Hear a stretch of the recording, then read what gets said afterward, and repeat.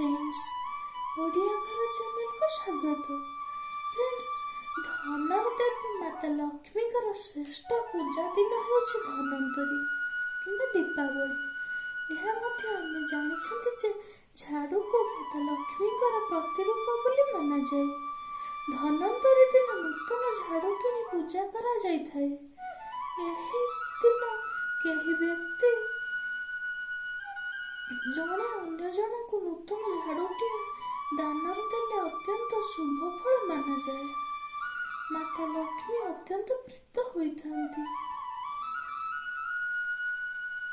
एवं दान करथिबा व्यक्तिर सुख समृद्धि भरी दियंती। एही दिन कौनसी मंदिर में झाड़ू दान करबा अत्यंत शुभ बोली माना जाए। तेबे एही दिन कौनसी मंदिर रे जाई निहाती झाड़ूटे दान करि दियंतु, किंतु मन रखंतु एही कार्य करिबा बेले जेमिति अन्य केही न जानती। आपण प्रातः स्नान सारी चुपचाप झाड़ूटे नहीं मंदिर रे दान करदे आसंतु।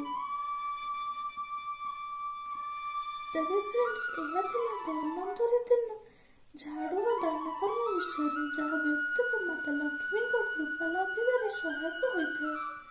जदि भिडियोटी आपको भल लगी तेज लाइक शेयर और कमेंट कर दियंतु एवं कमेंट रे जय मां लक्ष्मी बोली लिखि दियंतु। और जदि आम चैनल को सब्सक्राइब करि नांती तेबे आम चैनल ओडिया को सब्सक्राइब कर दियंतु।